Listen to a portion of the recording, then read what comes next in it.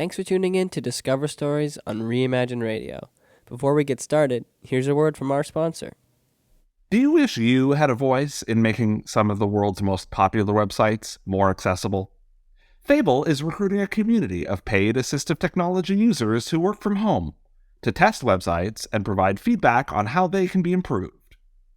We're currently recruiting testers who use Dragon, voice control, eye tracking, switch controls, and head mice. No resume, no cover letter, and no experience with user testing is required. Learn more and apply at www.makeitfable.com/community.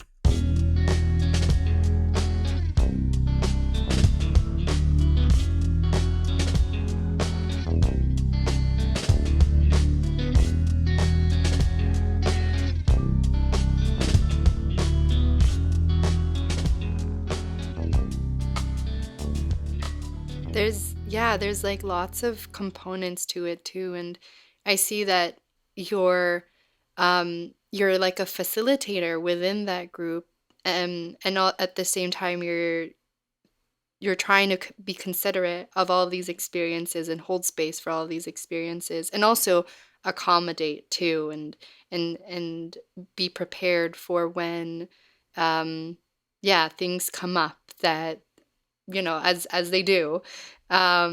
But that is such a yeah that is a gift to have like music as this medium to share with a group of people, and how that acts as something that can bring people together, even though they individually they might be different and come from different backgrounds. And I can see how that would be music is also, I'd say, something that invites people into the present. So that's I'd love to experience that, because I've never, up until like late last year, I never really considered like music therapy um, as something that I'd want to experience. But the more I've talked about it with music therapists, the more it's actually inviting. Um, and the more it's like, oh, it doesn't necessarily have to be about like unpacking all of your trauma through words, or through all these different like techniques that you need to be doing by yourself, but it can also be within community and through a medium such as music, that is also very powerful. So yeah, that's incredible that Yeah. you get to do that work. Yeah, I think, just a little bit of self disclosure for me too, personally. When I did talk therapy, it was so valuable for sure. But I Mm-hmm. think I also come from a context where mental health is stigmatized so much that I actually ended up taking my first therapy session only when I moved to Canada. And also because it was a prerequisite for me as I was applying to my degree. And Mm-hmm. I talked about this even in my interview for the music therapy program.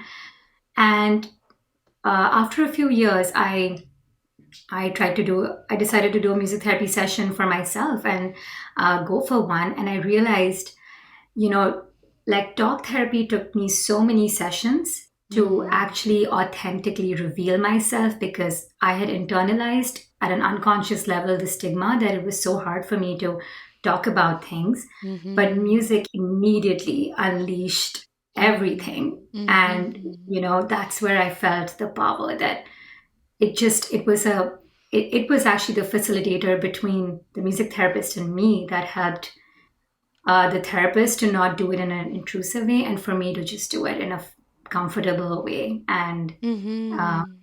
yeah, I just feel like, and that's why I continue to engage in that process, because it's just I wish I could quantify that experience and in a logical way, but it's been so impactful in my life. Yeah. Mm-hmm. Yeah, wow. It's sorry, I keep saying the word wow, and that really is because I'm just so amazed. Because I feel like this is a new world for me, and I'm still exploring it. But I can see that, and I could see how, yeah, that difference between talk therapy and music therapy for you. And also I really relate to that too with being from the Philippines and it being hard to verbally talk about our issues without being labeled as too complaining or lazy or ungrateful. It was such an experience for me to come to Canada as well and go to therapy and use words in within a safe space too.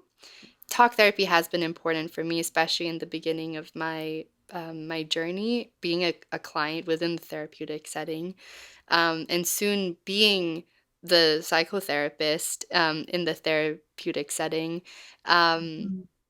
but I I also like recognize how coming from India, and also growing up, like probably watching hundreds of Bollywood movies and it just being embedded in like pastime and culture, maybe even like get-togethers and being part of that, I think it also embeds that into the subconscious too of relating feelings to that. And from the handful of Bollywood movies that I've watched, um, like you really feel it too with when a character is sad and somber and like really going through it, that the music reflects that it like in its Mhm. core. I think how music therapy has been a part of your journey too. It definitely, yeah, reflects the cultural context of which you've grown up in and how that plays a role in who you are now as a music therapist. Yeah, for sure. And I agree. Like, talk therapy has been so valuable for me. Like, now I'm advocating it back home to all my friends and relatives and everybody, because music therapy is still growing and Hmm. like there isn't much access easily. Hmm. Even talk therapy is still growing in India, but still there's more access to it. So, I agree. And that's just the meshing of these two worlds can bring so much change in, I think, the collective mental health of individuals across the world. So yeah. Hmm. Yeah. Do you have clients as well in India? Or is it predominant just mostly here in Toronto? So I did have until last year, Mm-hmm. and I do sometimes I work with an NGO back in India as well, Mm. and I do monthly sessions, sometimes wellness sessions, and sometimes I go back and when I go back to India, I try to go for at least 4 weeks. So Mm-hmm. sometimes I connect in person with some clients, but currently I don't have anyone in India. But that is also part of my um, goal that I want to be able to see clients both in India and Canada, and also thanks to the virtual world, that is more Mm. possible. So, yeah. Yeah. Wow, that's incredible that you get um to be within like both contexts because I think it's something that like I'd love to have as well and be able to offer as well. And speaking of that, are there any stories you can share that have stayed with you and have been impactful to you personally in your career? Yeah, I think all my clients inspire me, like, Mm. even without that being the intention, it's just the privilege to experience sessions with them. It's yeah, like that, all of them have been so inspiring. But I think Mm-hmm. there's this one client that I worked with who was an 8-year-old boy and had Mm-hmm. severe behavioral disorder, and so had a lot of violent tendencies and was removed from school because was just being violent and had ADHD and was just being treated as someone who cannot fit in this regular school, as I put in Mm. quotations.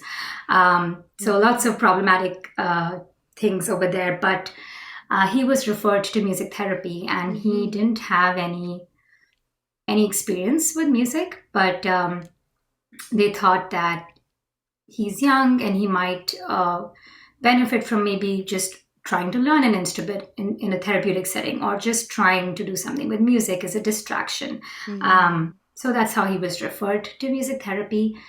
And we had the opportunity to work for a year together. And at that point, he was going to school once a week.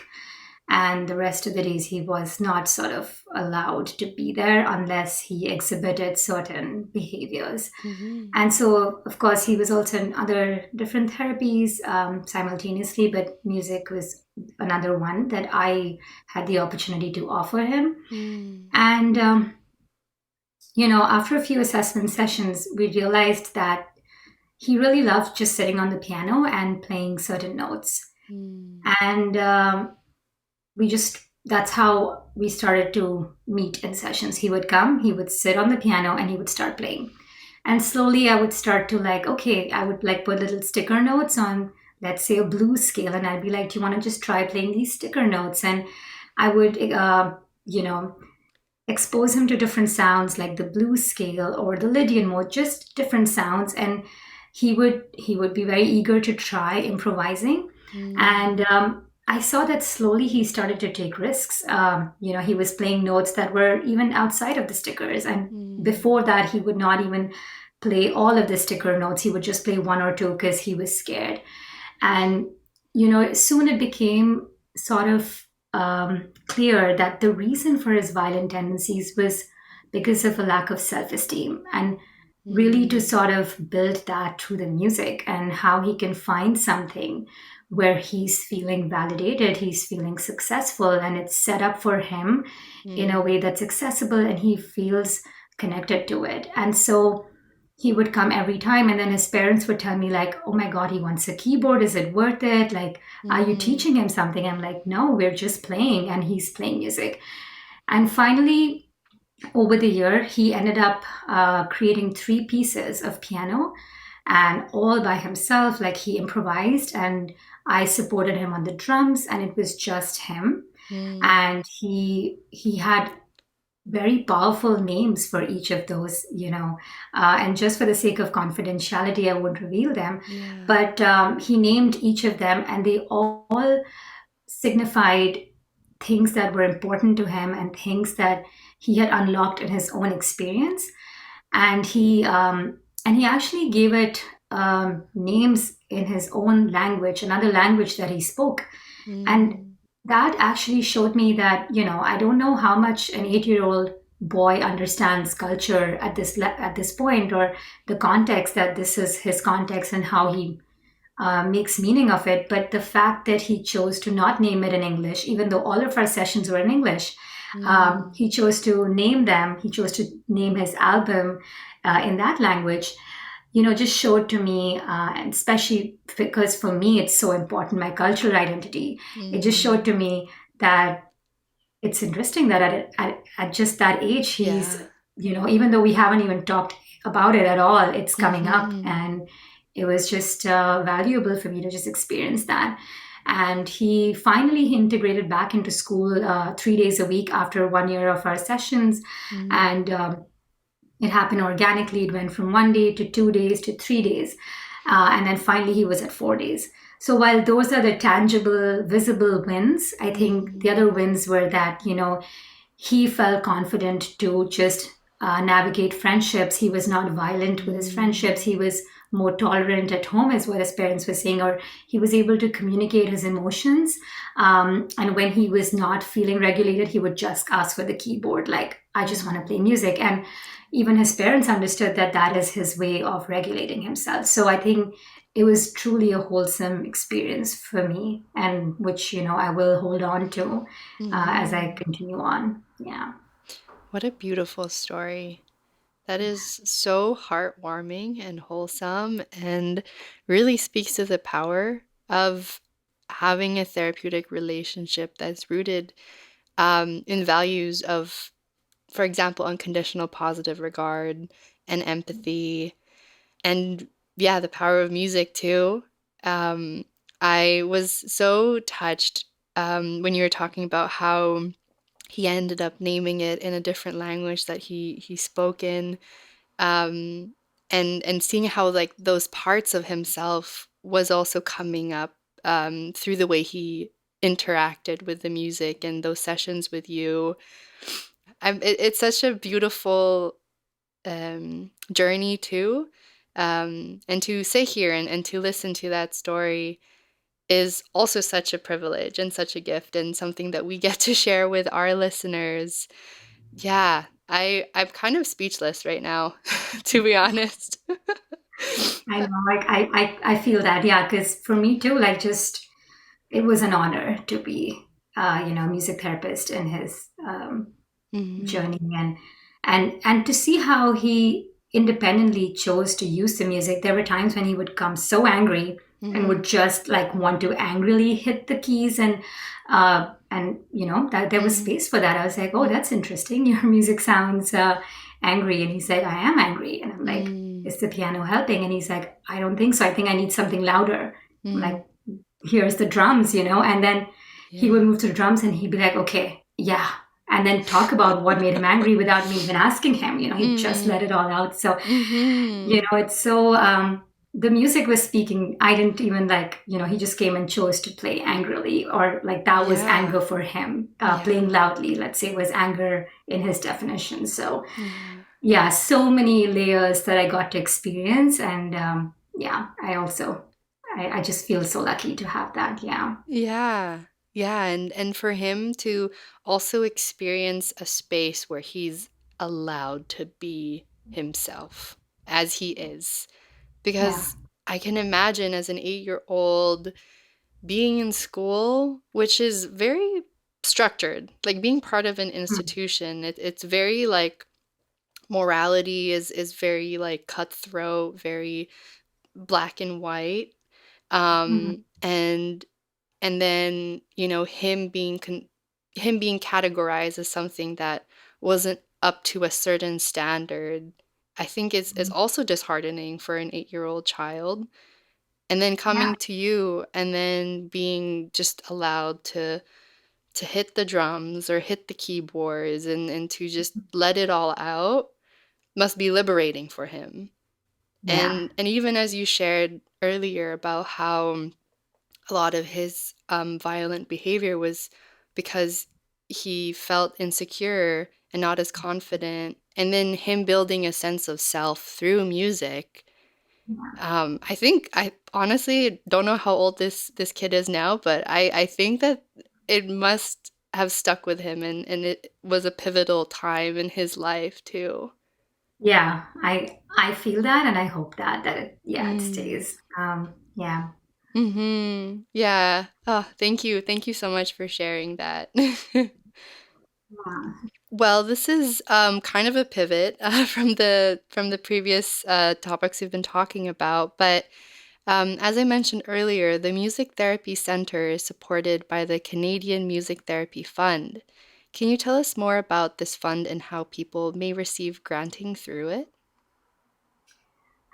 Yeah, so the Canadian Music Therapy Fund is based out of Toronto, but we do offer grants twice a year to music therapists who might be creating certain programs, and that's across Canada. And we do offer some granting support for that.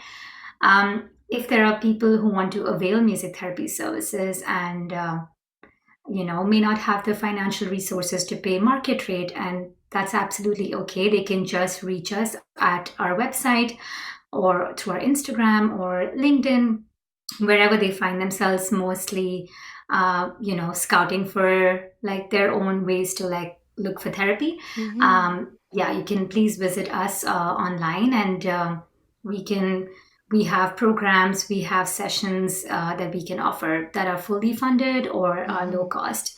And because we are constantly raising funds and writing for grants through family foundations or government organizations, we also have individual donors just like you or me, Mm-hmm. who donate. And we do like some fundraising events through the year so that, we can continue to offer fully funded and low cost sessions. And we also have, people who just, clients who just pay us market rate when they can and support us and being able to support others. Mm-hmm. So that's a little bit about how the grants and the funding at the Music Therapy Fund works currently. Mm-hmm. Yeah. Okay. Amazing. Um, it's great that there are a handful of ways to sort of get involved or to receive support from the fund, because I also know that there's a handful of us from Vancouver Adapted Music Society that actually didn't know it existed Mhm. until I heard about you through a friend. So yeah, I'm glad it exists. I'm glad people can have access to it, and hopefully, if anybody who's listening would like to try it out and who experience barriers to receiving the support that they deserve and need, then you can also reach out. I Yeah, we'll make sure to put your website link in the description box so that people can find that easily. And as we move on towards the end of our conversation, I just wanted to hold space if there was anything else that we haven't talked about that you'd like to express with our listeners. I mean, nothing that I can think of, but Mhm. I truly want to thank you, Tanya, for having this discussion, for inviting me. I think it's so important to talk about music therapy and Mhm. advocate for it. So um, we always feel grateful as a community to be able to have spaces where we can talk about it and how it can support mental health and overall health goals and holistic living. So Mhm. just thank you so much for Mm. inviting that today. Yeah, thank you too. Thank you so much, Aprajita. Like, I'm so moved, honestly. I feel like so many changes were made in my, I don't know, neurons in my brain chemistry. So yeah, and also like in terms of my body, I feel like such this gratitude too for music therapy, even though I haven't experienced it, how it's changing people's lives and creating community and inclusivity and a space for people to be themselves. I think that's incredible. And you're right, like it's still growing. So I hope there's more of that like talk and consideration of music therapists and music therapy. So thank you so much, and thank you for being here too. Yeah, thank you for putting in the time towards this conversation. No, absolutely. It was all my pleasure. Thank you so much, Tanya. Yeah.